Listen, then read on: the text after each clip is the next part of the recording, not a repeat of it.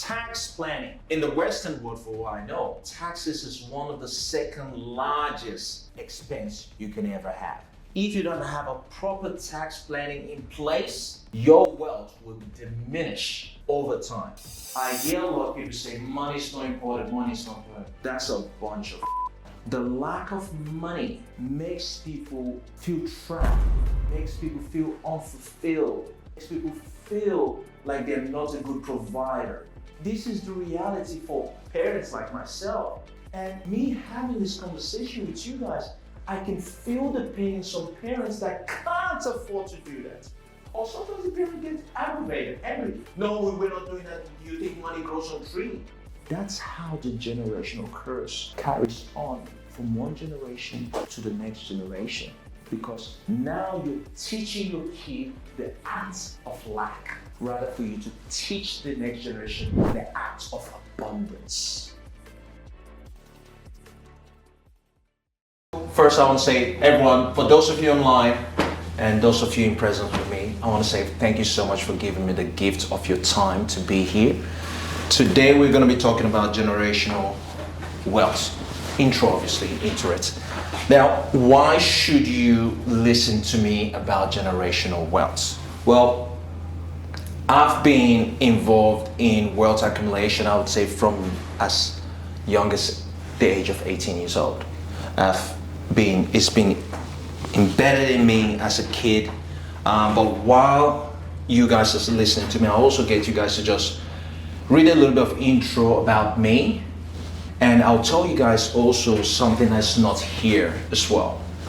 Now, for those of you online too as well, I obviously got to be mindful, pay my attention to the screen too as well. But basically, I wasn't brought up in a home full of, having everything you wanted in life. I'm the middle child of 7, one passed away, 6 of us now. And growing up, my father he was the wealthiest one in his sibling. And part of the Nigerian culture, whoever is the wealthiest looked after the first child of the rest of his siblings' kids. So in my home, there on average always a minimum of 10 kids. Right? Now you picture that. Mom and dad, 10 kids. Chaos, crazy. So I remember, during Christmas, whenever we would have Christmas, we never really celebrated birthdays, because if he did, we would be having birthdays every month. So we never did that. So it wasn't really a conversation on the table. But what we got was Christmas presents. And during Christmas, the way it worked was, because my dad treated everyone like his kids. If we went to this certain school, everyone went to the same school. They were his kids, pretty much. There was no difference in terms of how he treated everyone. So on Christmas, the way it works was, if you had a pair of pants last year, you know exactly what you're getting this year. You're getting top. You're getting a shirt. So it was typically like that. You don't get a shirt and a pants. That's like, there's got to be a mixed up somewhere. Something went wrong, right? So, and we also did the old hand-me-down kind of process. So why am I saying this? Is just to let you know that, listen, I wasn't born with a silver spoon in my mouth. That's pretty much it. Now, if a person like myself wasn't born with a silver spoon in my mouth, being able to elevate myself to this particular level is to show to you guys that anything is possible. Now, when we migrated to Australia, obviously, I got the opportunity to study in Parramatta University, did all that, studied my accounting. Fast forward, here I am today. I've got multiple businesses. These are some of the brands of the business, which are the sole owners of those particular businesses. And I am heavily involved in real estate. I love real estate. I love the tax incentive that comes out from real estate. I love the cash flow in real estate too as well. It's part of my exit plan, real estate. Do I trade in shares and stuff like that? Yes, I do. But we will go into all that. So that's a bit about me, right? I would love to hear from you guys, or whoever that would love to volunteer. What is generational wealth to you? Would someone would like to say that? Like someone? David? Generational wealth is the accumulation of wealth, not only for yourself, but the other generations of your family members to come. So it's passed over from beneficiaries in your family. I think that's well said. That's really well said. Anyone else would like to give it a crack?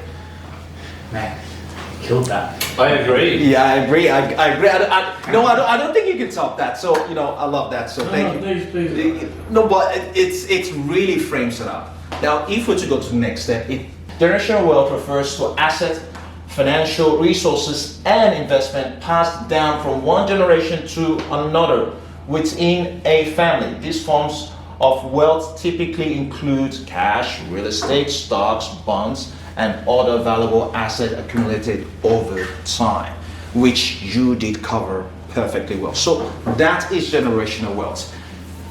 In addition to this, what this doesn't cover, which I personally believe is greater than this, is generational wellness. Because when you think about this is just talking about one generation creating something and passing it down to the next generation. But where this could really go wrong, if the next generation hasn't been given the education, hasn't been given the wellness on how to manage it, well, it becomes extremely pointless, because the next generation will basically whittle it down to the ground or just destroys it completely. The wellness that I'm referring to basically goes into things like, how could you teach people how to be a creator rather than a consumer? How do you teach the next generation to be able to manage the family estate? How do you teach the next generation to be able to protect the family estate? Now, why is all this important? Well, it's super important because based on the knowledge I know, based on the knowledge I have, if you were to take everything I've accumulated over the years, over 2 decades, I can get them all back in less than a decade. Because you could take everything I've got, you could even take this nice suit that I paid a lot of money for, but you can never take the knowledge that I've accumulated over the years. That's where the true wealth lies. The wellness bit. Any questions on this? Because it's quite fundamental, because in everything we're all doing in life, you got to understand the big reason, the why to why you're doing it. It's not just I create this and pass it on, but why? There has to be a bigger reason beyond you onto why you're doing it. Any other questions on this? No? Would you say, because I've read about certain figures gaining their wealth but losing it, but gaining it quicker the next year or week. Would you say you're talking about that type of knowledge that stays? So you're saying people gaining their wealth and losing it? Yeah. Is that similar to what you're saying?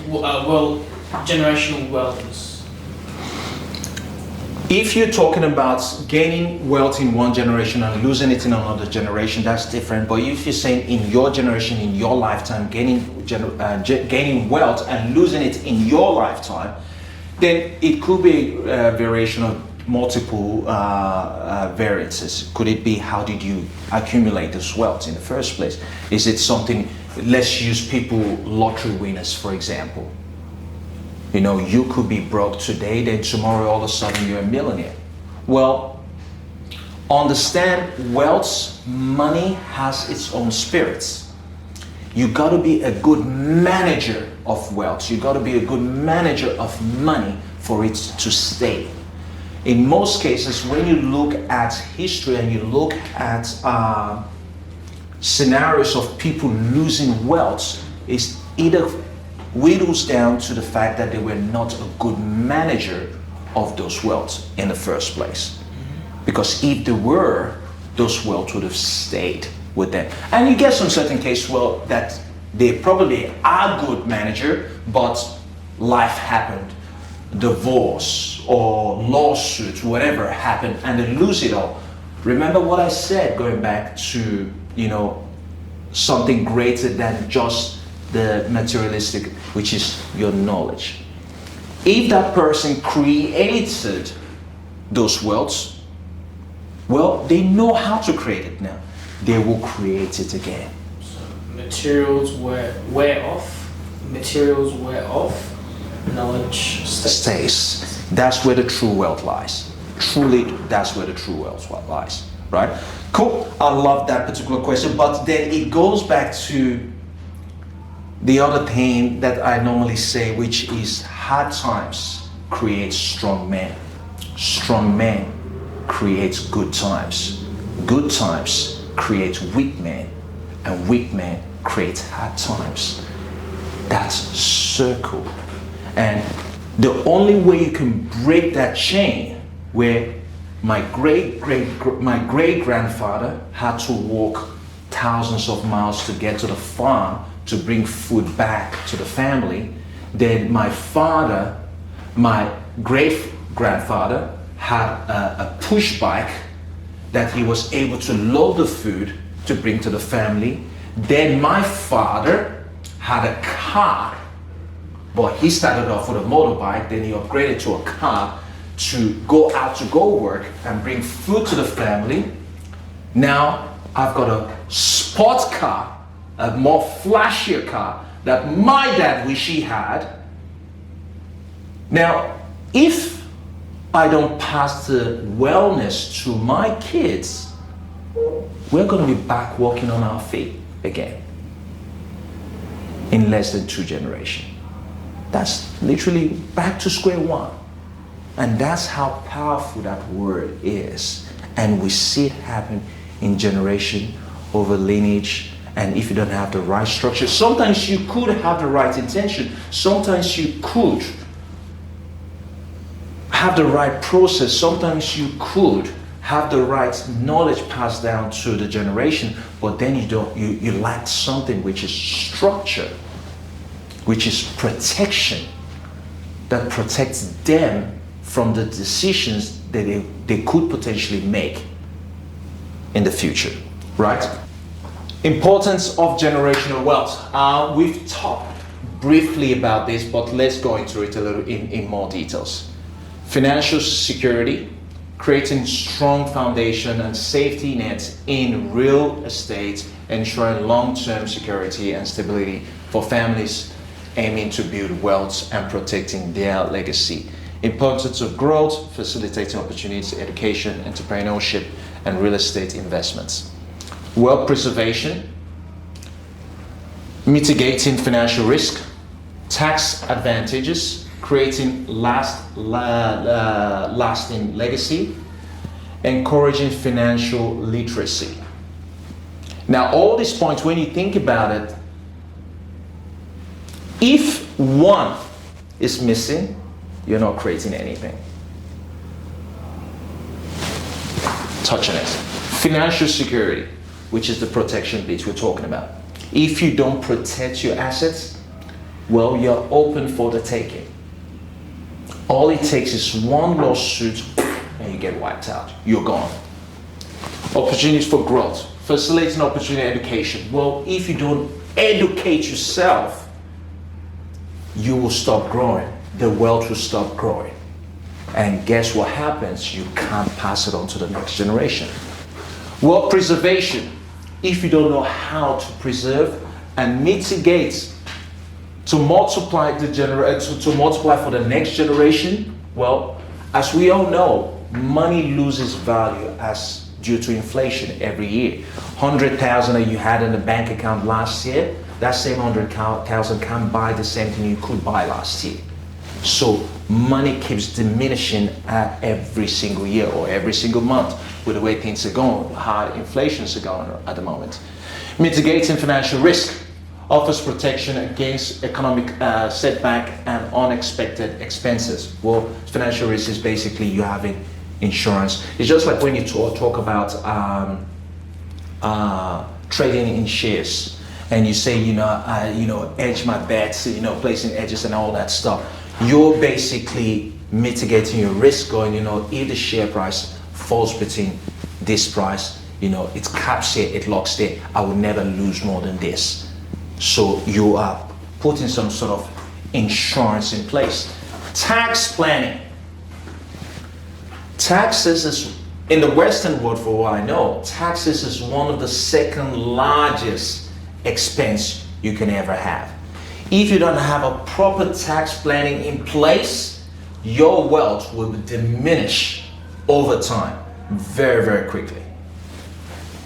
Creating lasting legacy. Well, legacy, these are things where you basically create like family trust, discretionary trust, unit trust, depending on what sort of trust works for you. So you can effectively pass those legacies with minimum to no taxes if you're to pass away. Because in most cases, when you don't have those in place, a trust structure in place, guess what? When you pass away, your kids end up paying what's called an inheritance tax. And sometimes they don't have the money to pay it. What are they forced to do? Sell. Now, a lot of people don't think about that, right? Encouraging financial literacy. Well, this speaks volume for itself. If you don't educate the next generation, well, you know what's going to happen to all your hard-earned work. So every single item in there, you miss one, you're open to a big risk. Cool? Any questions? Love it, love it, love it, love it, love it. Guys, please do note, I love my sessions to be very, very interactive. Feel free to stop me if you have any questions whatsoever.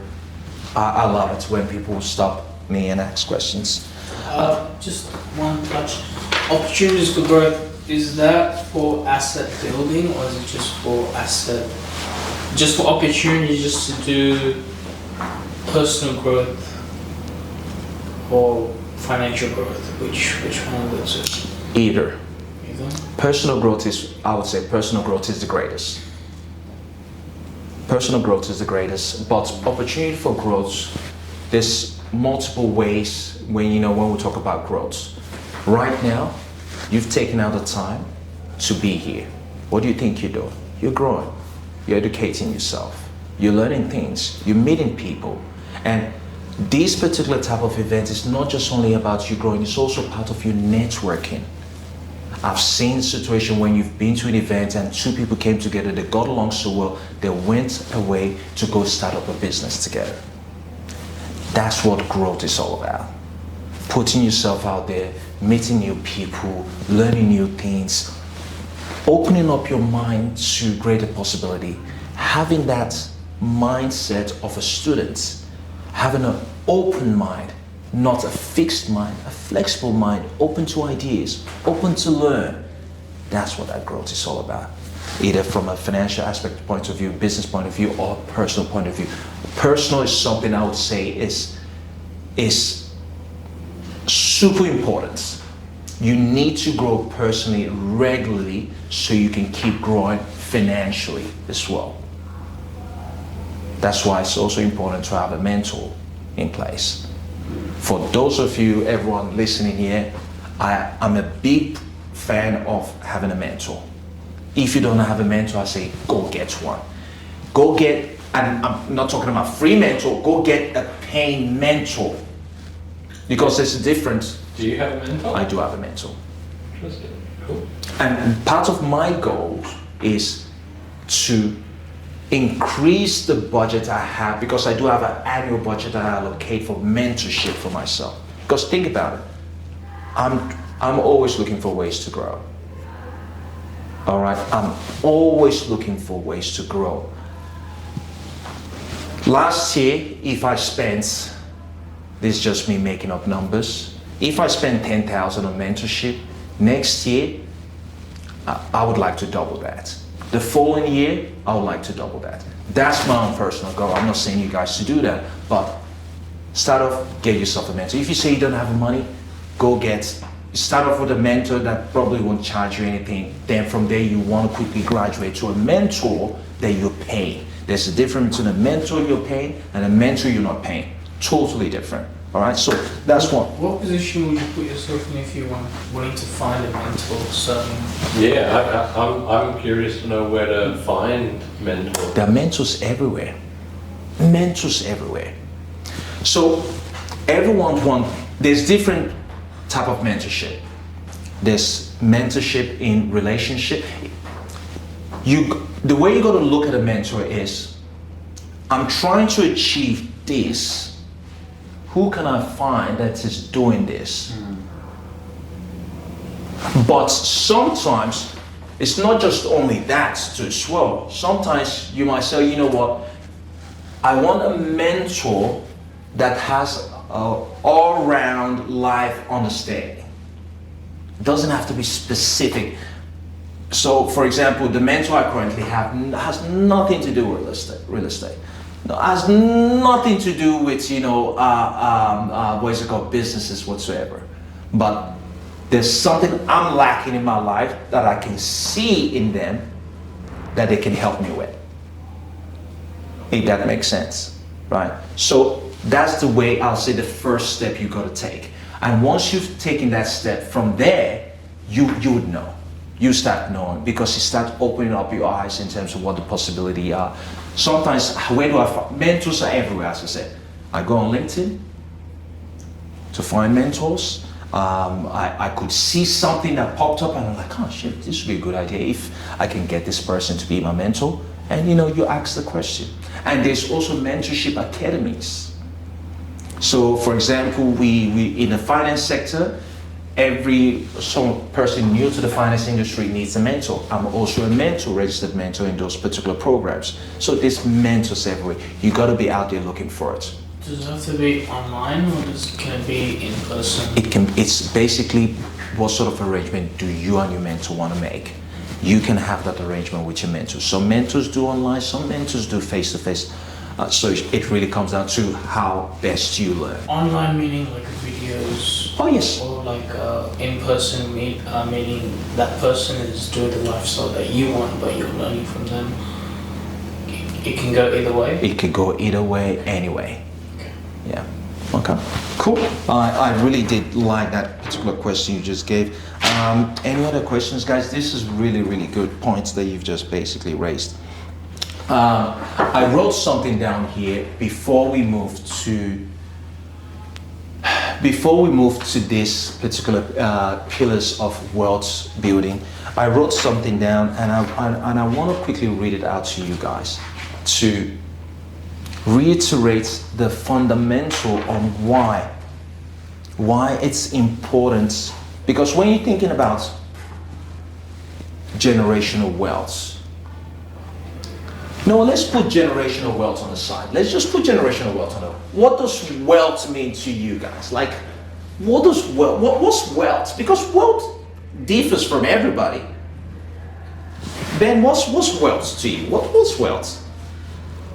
Wealth is being able to, I guess, do what I want, being able to eat what I want, and eat what I want, do what I want. I kind of think financial freedom is wealth. So I'm not wealthy yet, which is having the ability to do whatever I want with my time and not have to derive an income in order to earn money, in order to do stuff. So I guess financial independence and freedom is wealth to me, but also there's other gradations of wealth. So being able to just eat what you want to eat or do what you want to do without having to worry too much. But there's a guy named Larry Ellison who bought an island, so might have a different perspective of wealth. Oracle? Yeah. He was so rich, he drained the pool out of his backyard and used his pool as a subwoofer for his sound system. So, it's all, wealth is all relative, right? It is all relative. And what does wealth mean to you? It's just one word. Abundance. Abundance. I like that. Abundance. what you said. You understand? I like that. I like to say prosperity with freedom. So like wealth is all our God given, right? We're all wealthy right now. Some are not just aware of it, some are aware of it. So it's something that's being embedded within us. I can give you an example. So say those glasses he's wearing one of them right now, but he has 3 of them at home. A laptop, he has one for school, one for work, one for beach, I guess. He has a camera, or you might have 3 at home. That's basically wealth. Which is abundance as well. I love that. I really do love those explanations that you guys have given. The importance of financial freedom is, I want you guys to imagine this. Imagine someone has got their hands around your throats, restricting airflow. Right? Now just imagine that. Someone has got your hands around your throat, restricting your airflow.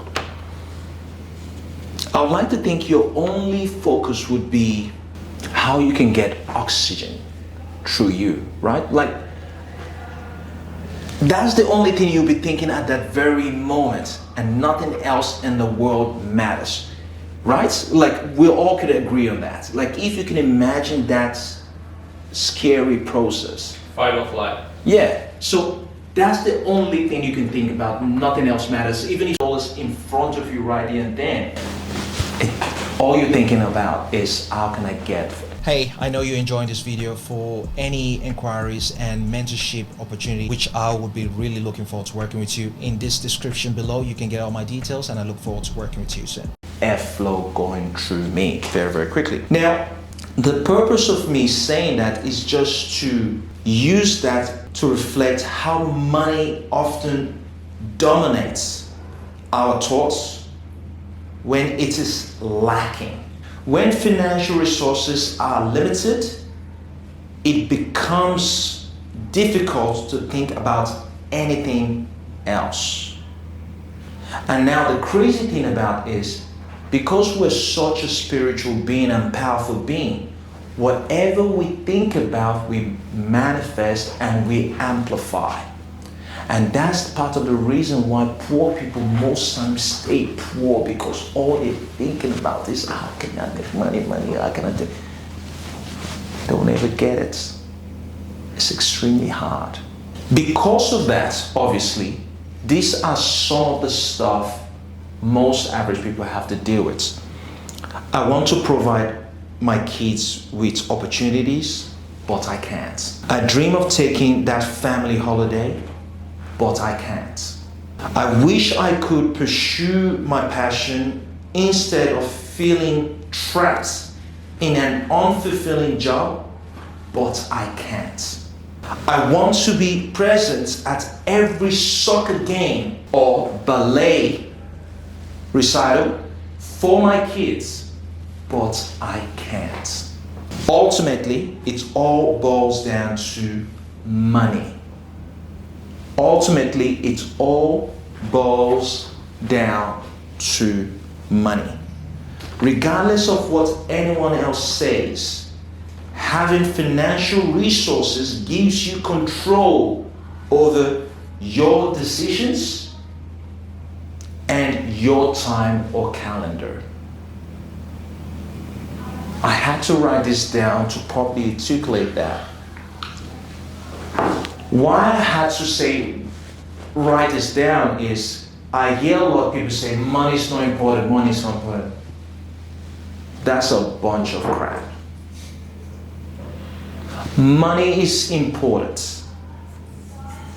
The lack of money makes people feel trapped. The lack of money makes people feel unfulfilled. The lack of money makes people feel like they're not a good provider. Do you know how many parents would love to take their kids to Disneyland in the US or in Japan? But they can't afford to do that. This is the reality for parents like myself. Now imagine, like, I can feel the pain. Now, not too long ago, I took my little one to Disney, and the joy in her face, she was super excited. And me having this conversation with you guys, I can feel the pain in some parents that can't afford to do that. Because kids are watching all the show and they're like, Mommy, Daddy, I want to go see Bugs Bunny. I want to go. They're seeing it, they're asking, and the parents will have to come up with whatever stuff, say, oh, we can't do this or whatever. Or sometimes the parent gets aggravated, angry. No, we're not doing that. You think money grows on tree? That's a famous word, like, my parents used to say. You think money grows on trees. And that's how the generational curse carries on from one generation to the next generation. Because now you're teaching your kid the act of lack, rather for you to teach the next generation the act of abundance. There is abundance all around us. So when you get a wealthy, a child that grows up in a wealthy home, the parents are always telling the child, the world is your oyster. You can do whatever you want to do. You can be wherever you want to be. You can do this, you can do that. And that kid grows up to, in most cases, becoming all they could possibly be. On the other hand, you've got a child growing up in a poor home. The parents are not telling you can do whatever you want to do, you can be wherever you want to be. All they say to that child is, be grateful for what you have. Don't complain about anything. Just thank God that you're able to eat one meal in one day. The kid grows up in an environment being accustomed to lack. It's a whole different language. Understanding that what we're talking about, generational wealth, where it all starts from is not from any materialistic stuff. Generational wealth in general starts from here. You could be poor, but have a wealthy mindset. And when I see you, I'm like, it's a matter of time. This guy's going to be, in the physical realm, he's going to be a millionaire. And I say that to you, Philip. The fact that you're here, and the way you present it, the way you're talking, it's a matter of time you're going to be a millionaire. So understanding the difference between a wealthy mindset and whatever society classifies as wealth is two different things. So that's where we need to start moving towards to, regardless of whatever society tells you you are, or regardless of how you envision yourself. Because understand it, wealth starts here. Everything you own, everything you are, you have to envision it here. It can never manifest itself in the physical realm if it can never manifest itself here. Make sense? Love it. Cool. What are the pillars of wealth building? Very, very simple, basic, three aspects of things. Savings. When I say savings, that's savings for opportunities, for investment strategies, diversification, the role of real estate, wealth creation. Now, when I say investment strategies, there's multiple investment strategies. You know what? Let me ask this question. What are the investment strategies?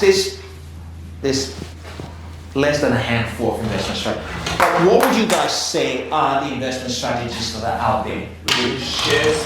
So that's stock. So I'll call it investments. For those of you up there, sorry that you can see. Sorry about that. I'll flip it around later on. Sorry guys. So investment method. So we've got stocks. Yeah. That's still on the stocks. E-commerce, Bonds? still kind of falls on the stocks, yeah. ETFs, all that stuff still falls on the stock. Businesses, yes. Business. And you said e-commerce, that's still business. Got stock, business, Real estate. real estate. Colin's favorite. Real estate. Now, these are the only three forms of investments. Everything else falls under it. There's different type of real estate. There's fractional real estate. There's commercial. Then when you talk about business, you say e-commerce and all this stuff. When you talk about stock, ETFs, bonds. All these are the three fundamentals of investment. If you can come up with something, I would love to hear it. There isn't any. Now, when you think about this, you can start going, okay, if these are the three fundamentals of investing, and there's obviously sub-investments underneath all this stuff, then you're gonna start strategically going, okay, what are the ways you can make money from this type of investments? And on average, what are the returns on this type of investments? Right? So let's start with stocks. Based on historical data, could someone guess what is the average return on a global scale stock on investment? Has anyone traded shares? Maybe 6%. 6%? I'm going to take a wild guess. Because I don't know much about this topic. 3.75%. 3%, that's definitely a wild guess. Ben? Oh, there's a whole world in there. There's Yeah. like market making, high frequency trading, which Yeah, is not what I I know. know. It's really, I know. I had to do the research on this. I think there's lots of different returns you can get with Yeah. stocks depending upon what you're doing. Yeah. I defer. You to defer. the- On average, it's anywhere from around 8 to 9 or 8 to 10%. So let's just give you the highest, 10% return on investment. I also have investment methods. Would we now say digital assets is an investment method? For example, like you have a YouTube channel here. If you invest in your YouTube channel, that It's a YouTube business. channel- It's a business. That's a business. That's falls on a business. Okay. All right. You run a business. Let's go to real estate. But real estate, we're going to focus on in Australia because it's going to be hard to say global real estate. Let's talk about real estate in Australia. What's the average return in Australia? What are the time frames? Is it per year? 10%? Yeah, per annum on average, Okay. which is mostly highly based in the American stock market. That's pretty much it. That's where most of the stocks are. Basically, it dominates the world. What would you say Australian real estate average return? 7%. I have to sit out this one. Sit this I'd one, say 12. 12%. Cool. Well, the average itself is actually 5 to 6%. Wow. But in the last 2-3 years, the average in most capital cities was around 10% due to COVID. So if we're to lean on the 5 to 6%, call it 6% on average, do anyone own a business here? Or do you own a business? Okay, stay with me. Do anyone else own a business, or do anyone know someone and in very good relationship with someone that owns a business? So we can work out. Okay, all right, cool. I love that. Tell me about your business. I love it. Who can tell me on average what percentage does a business on average do business earn per annum? In the first year? Oh, I like where you're going with this. I love this. The first year? What type of Well, it's going to be a little bit hard. Why? It's very simple. because the more you, The more you do, the more you earn. So no, business. the more you make through your business, the more tax. Well, that's a whole different territory. that's- We're not going to go into that. Yeah. But if there was a lot of bunch of business owners, and I asked the question, how much did your business grow last year? Some people say 5%. How much did your business grow the year before? Let's say 5 years ago, how much did your business grow? 5%. The year after that, 10%. The year after that, 15%. The year after that, 20%. The year after that, 30%. The year after that, 100%. On average, businesses are growing by 25 to 30%. What do you mean? What do they mean by they say 5% or 3%? Why can't they just say a dollar bill of the thing that atom they're making instead of just a percentage? Well, is it do they keep that 5% and then they take it to the bank? Or? I love the way you obviously I like the way you're thinking. Why don't they just say the dollar amount? Is it like a secret term? It's not a secret term. I think you can explain this better. Equity. Yeah. Explain it. I guess, yeah, the equity of someone's business. So, I don't know, say you make sandwiches or something like that, and it costs you have to borrow $100 to buy ingredients, and then you make sandwiches, and you're earning enough income to pay your interest, and then over time the prices go up, and then your business is just valued higher. I'm not sure if that's a good explanation. No, that's fine. I think you got the point. Yeah, when the price increases, your percentage increases. Well, there's all kinds of different reasons, or if people want to buy your business, how much people are offering to pay for your business might increase by 5%. So that's Okay, so let's go with 30% in this case, right? Now you might start looking at this going, if businesses is going by 30% on average, well, 30% on average, maybe I should go in towards the line of owning a business. Then obviously we all know the statistic of running a business. The first year of starting a business, more than 50% of them fail. In the next 5 years, the leftover of that 50%, 70% of that leftover 50% fails as well.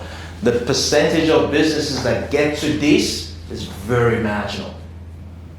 It's got a high risk, but again, with no risk comes no reward.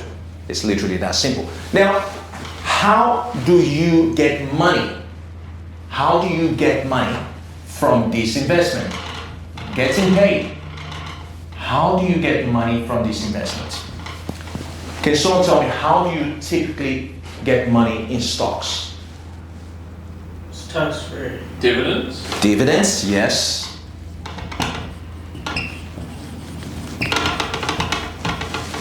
What other way can you get paid in stocks? Selling. Sell, that's equity growth. Once there's growth in the stock, you sell it, growth, then you get paid. Is there any other way you can get paid in stock? Nope. No other way. No, I'll bypass business right now. Let's go real estate.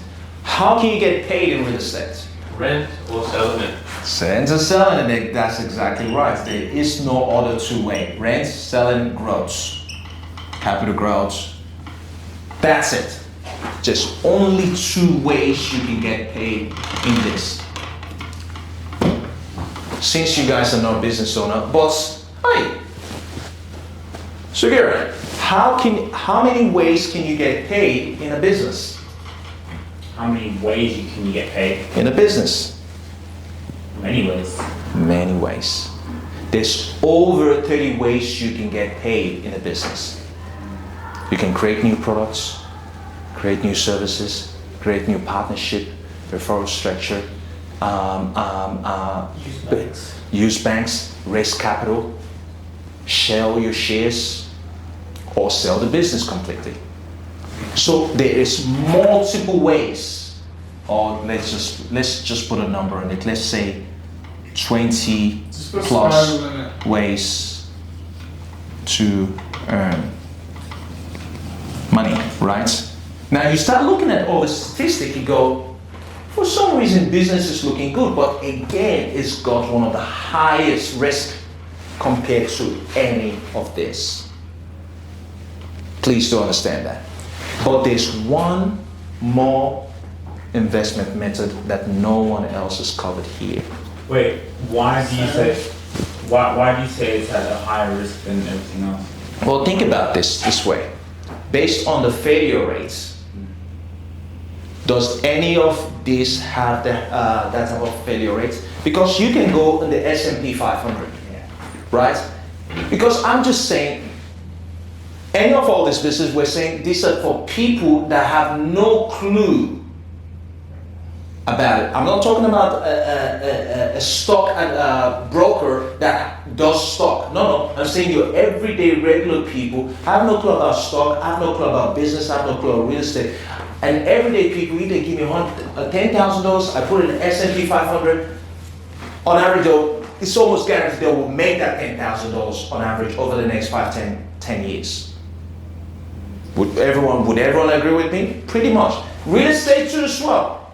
Almost guaranteed they'll make that. But business, I take that money, so all right, go start a business.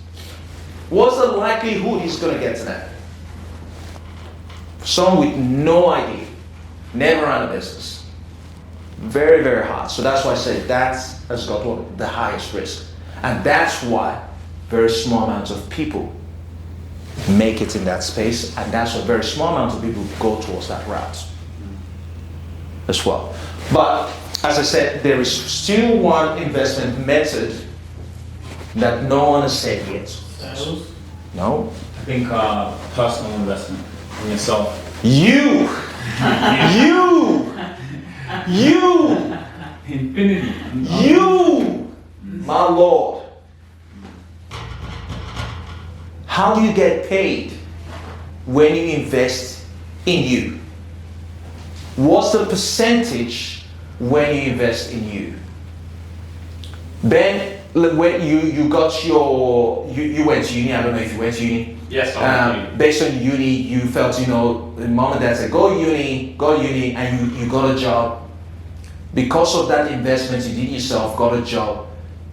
The thousands and thousands and thousands and thousands and thousands of dollars you've acquired from that, and you going to events, watching YouTube, upskilling yourself, what would you say is the percentage of those investments you've made in yourself?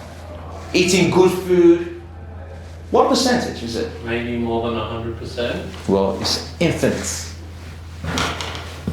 Infinite. Not infinite, because I don't have an unlimited amount of money, but it's hard. Well, no, it's infinite because you keep cashing on it. There is no, the only time we're to expire is when we're gone. Yeah. For as long as you're alive, you keep cashing on it. This one, so stocks, if you sell it, you stop cashing on it. Sell the real estate, you stop cashing on it. Sell the business, you stop cashing on it. Well, this is not going to be so. It's just infinite, you keep going. So the decisions you make, eating good food, exercising, going to go watch a YouTube channel on how to upskill yourself, coming to events like this, that's you invest in yourself. So my number one preferred investment whenever people come to me and say, Collins, I've got 10,000, I've got 5,000, I've got no clue what to do, what should I do? I always point them to this. Invest in yourself. Well, shouldn't I invest in stock? No. Should I go start this? No. Should I go real estate? No.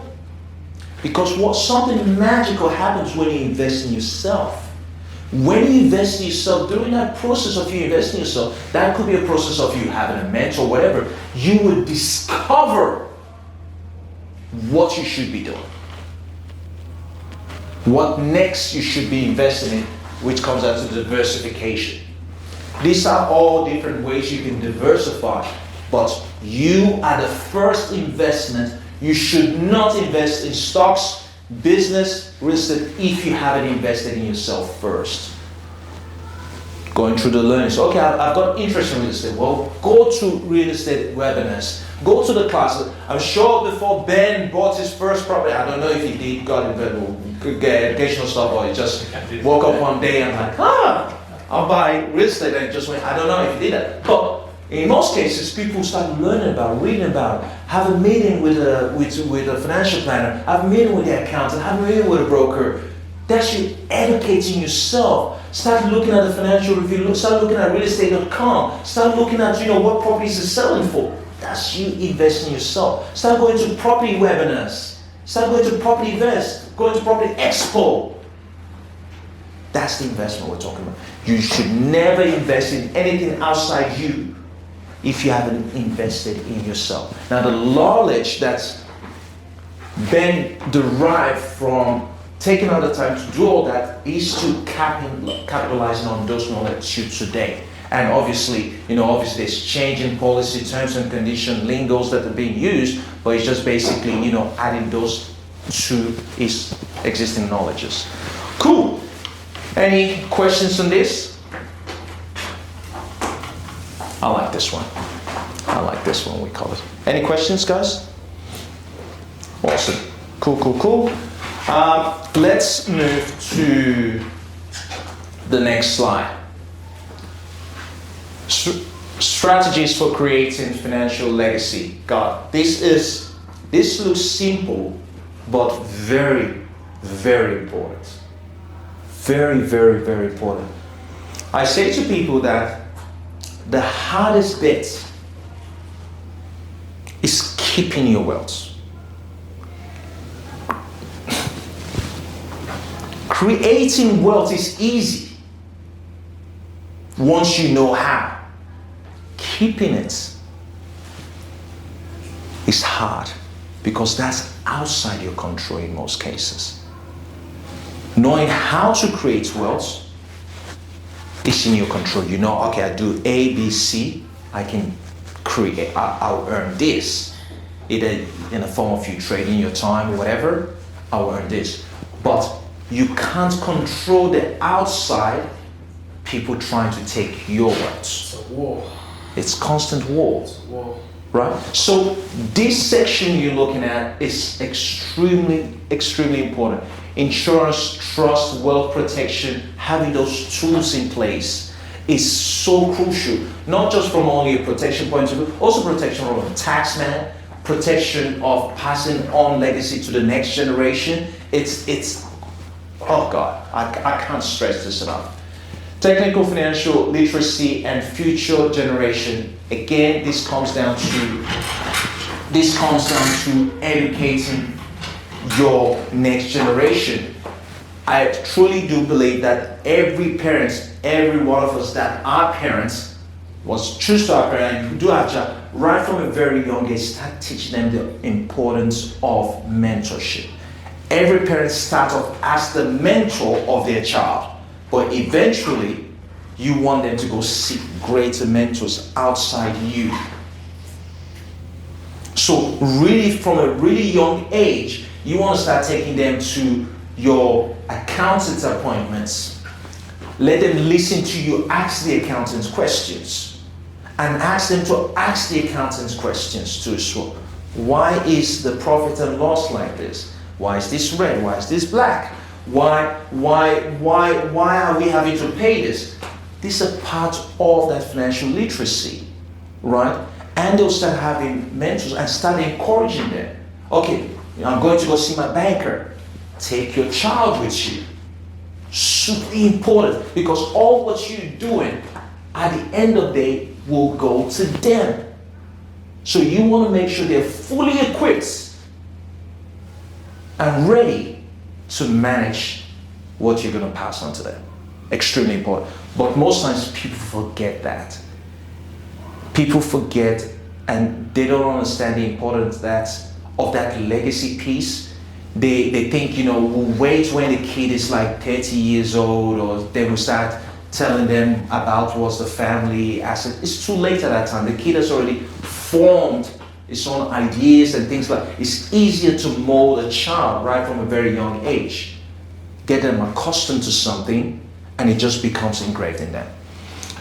Establish a comprehensive estate plan. Well, this speaks for itself.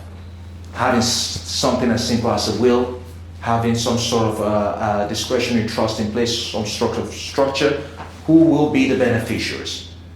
Because if something is to happen to you, you don't want your family members fighting over your estates. And we see that happens too many times. So knock on wood, someone passes away, the next thing you know,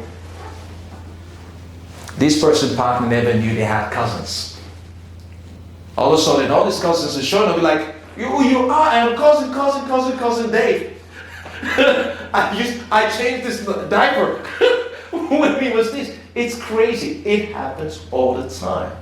I heard a joke which was, I wanted to find out my extended family and I didn't want to pay for the ancestry test, so I just said I won $10 million. And everyone started showing up from out of the woodwork. Yeah. It's crazy. I think you get a lot of, like, once you have that certain level, there's a lot of self-entitled people feeling that. Well, let's look at the way society is, right? People are opportunists. Like, you got to understand that. Like, people are opportunists. People are always looking for ways on how to shortcut things and make quick money, whatsoever. How to get a return? Yeah, how to get a return, exactly. So, you might have ethics, not everyone has ethics.